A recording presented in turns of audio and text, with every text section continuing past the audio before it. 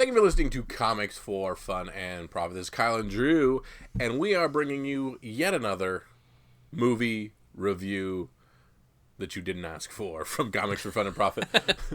Drew and myself, of course, went to the preview day for Shazam, DC's Shazam, and since we're one of the first people to see it, we like to sit down, talk about it from a comic perspective, from a movie geek perspective. Talk with you guys, give you guys our thoughts on it, and then hopefully you guys can watch this on the way home from the movie and feel like we were right in there with you, chit-chatting about what we thought about it. So, Drew, I drug you to this one. I said I really want to see Shazam. It's one of the top movies I want to see this year. I don't know why. I'm a big Zachary Levi fan, and I really want to go. And Drew, I was not disappointed. I loved it. Yeah, I had no interest in going. I was at zero expectation. I was like, I don't really want to see this. DC's had a bad run. Mm-hmm. I loved it. It was wonderful. What a hilarious, fun, great movie. I mean, they totally redeemed themselves. It was great. Yeah, I really thought it was fantastic, and it just wonderful from beginning to end. Yeah, of course, Zachary Levi, I think, did a great job as Shazam. He is the embodiment of a 15-year-old in a superhero form. I loved the fact that, throughout Shazam, we're searching for the champion. We're searching for... Did we do spoilers? Oh, I'm sorry. Everything's going to be spoilers. We will spoil and talk about everything. I cannot physically not do that because I'm not good enough to talk around myself and things. So spoilers. So you got the non-spoilery part. Drew and I very much liked it. We highly recommend you see it. We were very disappointed that it wasn't a packed theater. So if you have the opportunity to go. All right, spoilers. So I completely threw myself off my train of thought. But, of course, Zachary Levi, they're looking for the champion, looking for Shazam. And I loved the fact that this Billy Batson is in no way, shape, or form the ultimate good guy. He's not the perfect individual. He's not morally great. We just ended up with him, but he is a good kid and a good character, but he is very flawed and very, he's morally right, but he's not at the beginning of the thing, we catch him breaking and entering and stealing things from cop cars. Yeah. And I love the fact that he's angsty and he's angry throughout the whole thing. Yeah, that was pretty fun. And that might be true to the comic. Mm-hmm. This is yet another time where I am woefully underprepared in the source material. I've read 3 issues of a Shazam book, and it's the new one that the Jeff Johns is writing with Dale Eaglesham on art, which I'm loving. But that's all I know. And I thought it was interesting to start with our villain. Yeah. So I was like, okay, well, since most of the audience doesn't know the origin to this person, this isn't Pearls in the Alley, Batman origin, where we've seen it a million times. It's not Ben Parker. It's not Thomas and Martha Wayne. Yeah. This is something that people don't know the origin. Most of us, most people don't. And so I think, especially the casual movie goer, and so I was like, oh, okay, so his name is Thaddeus. I'm like, that's not right. Why are we starting on a different kid? But we were doing the origin of the villain, and it worked, but it was, I don't know why we started on that. Mm-hmm. I guess to establish him as a big bad, it needed to start at the beginning. So yeah, and his motivation is that he was told by the Great Wizard that you're not good enough and you'll never be good enough, and that's his major motivation for trying to get back there and essentially yell at the wizard and say, I am good enough. And that Great Wizard, man, he was looking for the perfect kid. Yeah, Jaimon Hansu. The perfect kid, and like you said, Billy Batson was not it, but he just ran out of time, and he had to do what he had to do. So, that was kind of a cool thing, He just kept looking until he couldn't look anymore, and he was like, "All right, I guess you're it." I'm out of strength. Here, hold on to the wand. Yeah. But yeah, the whole origin, the first time that he Shazams and trying to figure out his powers was really hilarious. The supporting cast, the rest of the adopted kids in the group home, they all had a chance to shine. Some more than others, but Freddie was. Is it Freddie? Yeah, Freddie. He crippled orphan. He really stole the show for me, and I thought he was just fantastic throughout, and that was really a really cool highlight. And as I watched it, because I am reading the comics, I'm like, oh, there's a Shazam family. Too bad we're not going to get that. These guys would all be good members of the Shazam family. And lo and behold, well, that's the crux of the movie. Third act, yeah, the third act, and that was incredibly rewarding. Some cheers erupted in the theater, and I just thought that was awesome. That was really a cool touch. There was so many cool, hilarious, fun moments here. Yeah, a lot of great stuff between Freddy and Shazam trying to figure out his powers, and Freddy secretly testing his powers behind his back to see what he has, and he's not afraid to throw his friend in front of a bullet, even if it's his face, just to test out the limits of what his power actually is. Even the falling out they have in the second act is it's well built. It feels like a legitimate argument that two 15-year-olds would have. Yeah. The jealousy, the division, the divisiveness. Should I just do it for money? I have no real wanting to do it, but Freddy as Cape Crusaders are essentially his life. That's what he does and wants to be with, and then he sees his friend given this ability and not doing what he thinks should be done with it. It's satisfying, the arc that those two have together, and they work very, very, very well together.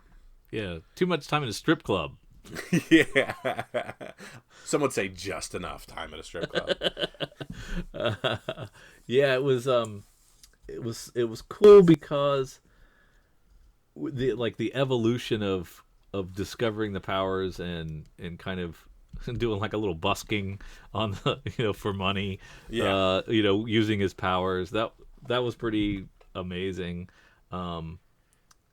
I just, I found myself glued to the screen, and just, gut busting laughs,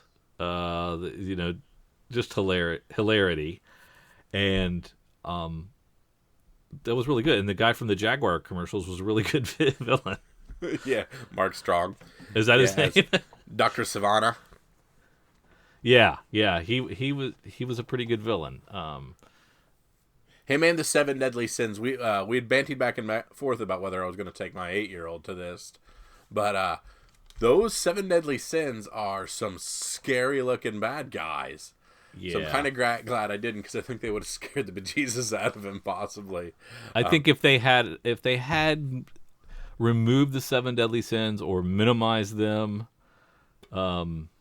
this could have been a G movie. Almost, but they were legit biting people's heads off, and they curse like typical, millennial or Generation Z 15-year-olds do currently. So it's not as kid-friendly as I thought from trailers and posters, but it's nowhere near anything close to an R. Oh no. Probably got a PG-13 or just a PG? Yeah, it got a 13. It was definitely a 13. Yeah. Just for the violence and the scary situations, I'm guessing. And like I said, there was probably a dozen curse words in it that I didn't know if they'd do or not do, but did end up in this. Mm-hmm. Yeah.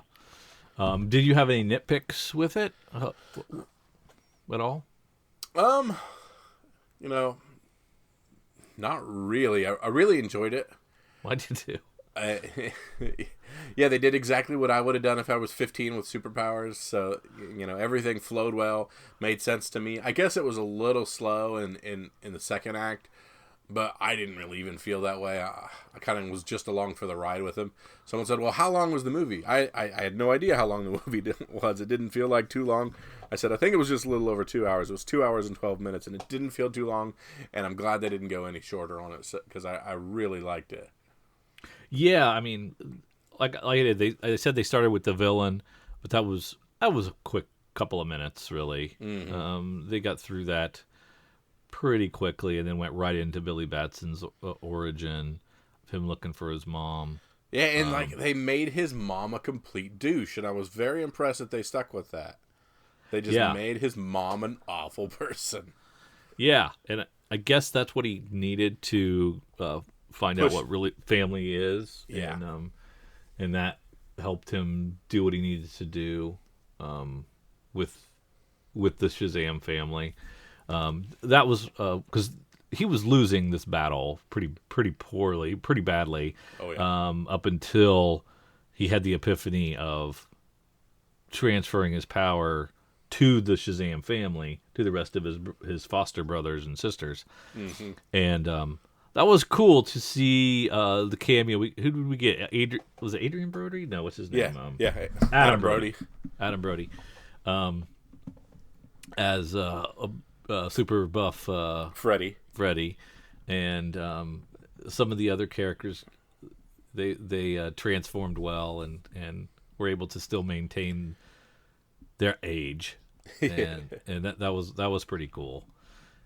The kids really did great acting, and there's this whole bully subplot that was going on with Freddy and in the school, and Billy Batson kind of let him down and it wasn't there for him, but that played out really well and into the mid-credit scene. Mm-hmm. No, that was just the last scene of the movie. Oh, that was just the last scene of the movie. Okay. Yeah.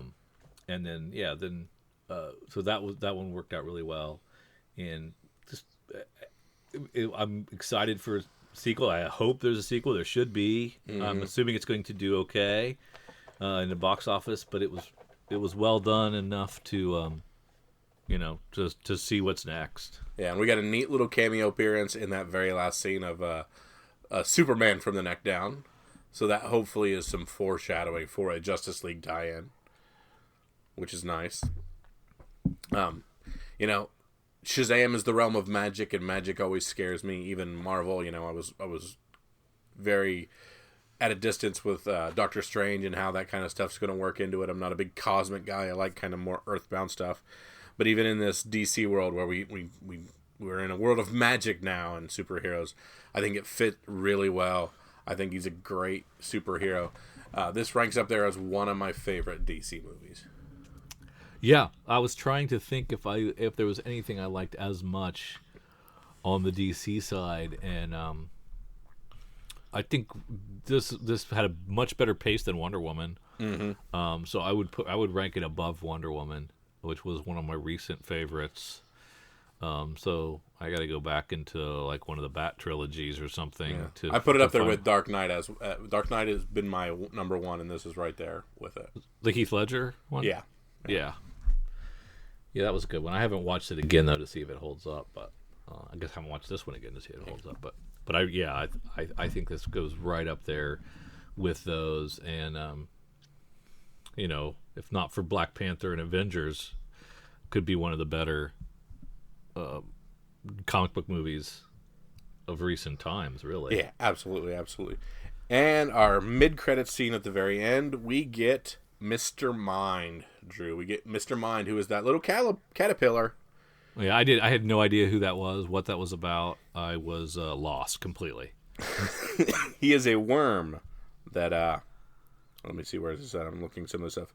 He is a worm that first appeared in Captain Marvel Adventures number 22 back in 1943. That version of the character was pretty cartoony and spoke through a talk box that hung around his neck, similar to what we get in that mid-credit scene. Mm-hmm. And, wears glasses. But he is a telepathic, mind-controlling alien worm that is linked to the Monster Society of Evil and all this stuff. And, we get a look at him in the jar early on in Shazam when we first visit the wizard in the Rock of Ages or wherever we're at. I don't remember seeing him. Oh, you don't remember seeing the little caterpillar in the glass jar? I remember, and then we see it broken after the 7 deadly sins get out. Yeah, and we see then it's empty. And then, of course, our mid-credits, we get this dude taken off. And a neat little thing here, Drew.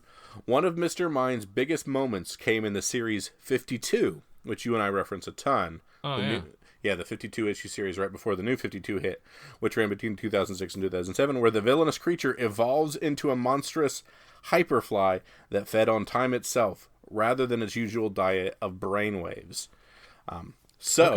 Maybe a little spec in the new 52, in that 52 series, if we end up having him transform into this hyperfly character. That happened within 52, which I know I have the entire run sitting here right beside me, and I know you've had many, many, many, many issues of that as well. And but that's not his first appearance. That's not his first appearance is in Captain Marvel 22 back in 1943. Yeah, I'm not gonna get that one. Yeah, and I'm not sure about Dr. Well, but I was just I was very curious. I had to do a little bit of a deep dive into the Mr. Mind because I didn't know much about him. But yeah. So he ends up besting the seven deadly sins. They go back in the orb that what's his name, Professor Savannah? Dr. Savannah. Dr. Savannah put in his eye or had placed in his eye. And do they, I wonder if they make a return in the comics. Are they bested once and that's it, or is this something just for the movies? I think we have more of a rogues gallery that we probably won't get back to them. I think this was kind of a one-off for them. Yeah. Yeah. It was pretty cool. I mean, they were really, really, really scary. Yeah. And it was kind of neat the way it went back and forth between, smoky, evil monsters biting heads off of board members to little kids trying to figure out what their superpowers are, and going through like a little notebook of superhero tests, which really one of the best parts of the movie. Yeah. Really so many good stuff. laughs in there. Second only to the Say My Name with the Shazam family at the end got some of the bigger laughs in the whole movie. Yeah. Billy? Yeah, that was great. Yeah. Good. Yeah, it's good stuff. So, I don't really have any nitpicks. I thought it flew by. It really was. The Superman cameo at the end was hokey and dumb. I wish they'd have shown it would have been actually him, and they'd actually shown his face and did a little bit more with maybe a Justice League tie-in, or maybe in meeting some of those characters. Yeah, but they were being vague, and I get it. Yeah, and they never really did a good job with. DC's never really done a good job of like using the end credits to merge things. Yeah, no. I think they came to the party late and trying to play catch up, and that's what the audience is like. So let's try it, but I don't think they really get it. Yeah. But still, this movie was really well done. Worth going to the theater to see it, but I don't know that like a theater immersion makes a difference. No, I think this will be fine on Blu-ray in your house. Yeah. And I mean, there really wasn't any like effects that would. I don't think there was a 3D. Was there a 3D version of this? Yes, there was. I don't know where that would come into play. Maybe lightning bolts, and that's about it. Yeah, and maybe some of the flying scenes. But it didn't seem like it lent itself to anything overly 3D. So, and like I was saying, like we saw Captain Marvel a few weeks ago. I feel no need to rewatch Captain Marvel ever again. I don't think. I already kind of want to watch Shazam again. Yeah, I definitely I prefer this to Captain Marvel, definitely, but I would watch Captain Marvel again. I'd fast forward through the first 15 minutes. There you go. First half hour, 15 minutes won't get you all the way there. But yeah, there's there's really no wasted seeds in Shazam. There you go. And I think it's good for really for the whole family, notwithstanding a couple of scary scenes with some monsters. And some torturing of Santa Claus. Yeah, that's true. He curses, doesn't he? Yeah. I forgot about that. Yeah. Santa goes off with some F-bombs at the end that they bleep out. Yeah. So that might be a tough one to explain to little Johnny and Susie. You might want to think about that one. But yeah, between Aquaman, Wonder Woman, and this, DC seems to be doing much better. And I have some faith in this. I think this was super well done. I think it fits in super well. In my mind, this is the Thor Ragnarok is to the Marvel Universe. Shazam is to DC. It's got that lighthearted feel, that laugh-a-minute bit, and that just lighthearted nature that I really both tugged at my heartstrings, and I laughed way too much during. Yep. Yeah, I did too. Laughed out loud. Belly laughs. It was great.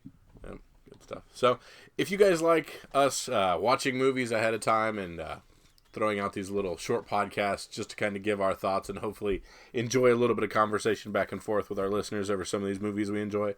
Let us know if you like this kind of thing. Let us know if you disagree. If you thought it was a 4 out of 10 and you think we're crazy and, I just have a man crush on Zachary Levi and I need to figure these things out, let us know here. Or if you agree, it reinvigorated your faith in DC Comics movies, let us know that as well. Be part of the conversation.